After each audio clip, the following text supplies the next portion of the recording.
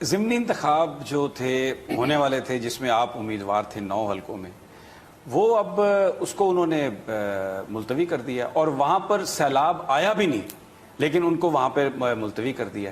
تو اس کو کیا کہیں گے؟ بھاگ گئے الیکشن سے؟ دیکھیں سمی، ہوا کیا، انہوں نے پورا زور لگایا انتظامیہ کا. الیکشن کمیشن نے جس طرح کے نون لیگ کا کوئی ڈائی ہارڈ ورکر نہیں ہے وہ بن کے انہوں نے الیکشن جتانے کی کوشش کی. جو 20 بائی الیکشن ہوئے تھے 17 جولائی کو، پوری ایکس وائی نے ان کی مدد کی، یعنی ادھر تو ایکس نے بڑی مدد کی، سب کچھ انہوں نے کیا، اس کے باوجود الیکشن ہار گئے. اب یہ ڈرے کیا ہوئے ہیں کہ ہم نے ہر اربا استعمال کیا کیونکہ پبلک اتنی نکلی ان کے خلاف، یعنی کبھی اس طرح بائی الیکشن میں پبلک نکلی نہیں ہے.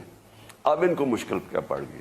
ان کو اب مشکل یہ پڑ گئی ہے کہ 9 آنے تھے بائی الیکشنز، انہوں نے بڑے چن کے حلقے چنے تھے کہ جدھر ان کا خیال تھا تحریک انصاف کمزور ہے. یہ الیکشن کمیشن تو ان کے ساتھ ملا ہوا نا، انہوں نے ان حلقوں پہ بائی الیکشنز کروائے تھے جو 25 سپٹمبر کو ہونے تھے.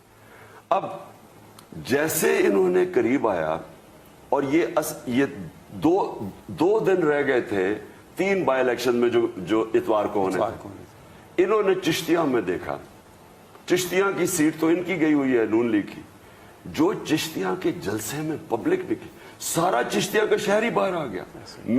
میں سمجھتا ہوں کہ اس دور میں نے بڑے بڑے جلسے دیکھے پاکستان کی تاریخ میں نے ایسے پبلک کو نہیں نکلتے تھے، لیکن جو چشتیاں میں لوگ نکلے ہیں، اور نکلے نہیں صرف، ایک چیز کا شعور تھا لوگوں.